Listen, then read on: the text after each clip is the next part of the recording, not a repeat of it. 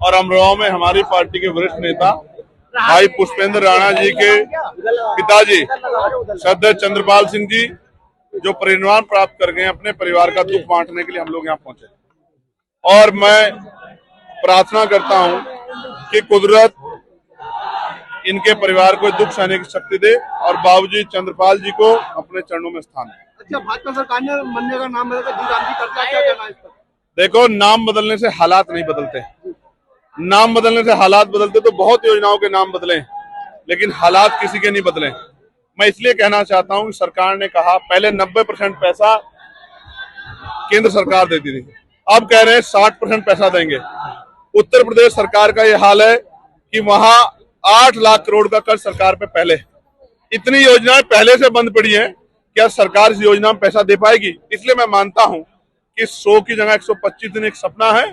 ये जो अधिकार मिला था चुनाव के समय, तो 10-10 हजार रुपए आप देते वोट खरीदने के लिए, लेकिन ये जो मेहनत करके मजदूरी मिलती थी ये भी आपने छीनने का काम किया। जनता आपको माफ नहीं करेगी। इस बार आजाद समाज पार्टी को ताकत देके आपको सत्ता से बाहर करने का काम। उन्होंने एक कार्यक्रम के दौरान महिला का नकाब हटा दिया था, ये बहुत गंभीर मामला है। मैंने कई बार इस पे बात रखी, आपने सवाल खड़ा किया है।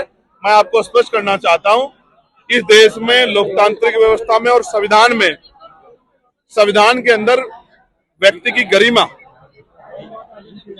और उसके सम्मान की रक्षा करने का अधिकार, जिस तरह से मुख्यमंत्री द्वारा जाने अनजाने में या फिर उम्र के पड़ाव पे ये सब करते हुए, ये अपमानजनक है।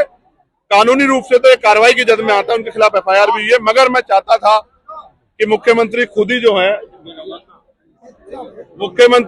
जो है अपने आप इसका संज्ञान लेके उस बिटिया से माफी मांगे और उस बिटिया को और तमाम बिटिया को उदाहरण दे कि अगर कोई गलती होती है मुझे उसको स्वीकार करना है। एसआईआर को लेकर मुख्यमंत्री के अध्यक्ष का बयान है कि 4 करोड़ वोट उनके काटे गए हैं, जो 80% वोट बीजेपी के। क्या कहना चाहेंगे आप? ये देखो, हम बार बार सवाल खड़ा कर रहे हैं कि जो इलेक्शन कमीशन है वो स्वतंत्र होना चाहिए, लेकिन इलेक्शन कमीशन ने अभी तक एसआईआर की रिपोर्ट जमा नहीं की।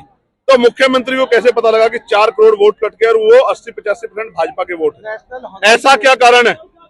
ऐसा क्या कारण है? क्या स्टेट इलेक्शन कमीशन मुख्यमंत्री को रिपोर्ट कर रहा है? तो ये तो सीधा सीधा था भाजपा और इलेक्शन कमीशन की मिली भगत को सामने प्रदर्शित करता। इसलिए हमें शक है कि जैसे मुख्यमंत्री ने मुरादाबाद में कहा था कि जिन सीटों पे 10,000 वोट से कम अंतर, 10,000 का अंतर है, उन पे मेरी निगाह। क्या वो उन 10,000 वोट के अंतर को वोट कटवा के कम करना चाहते हैं?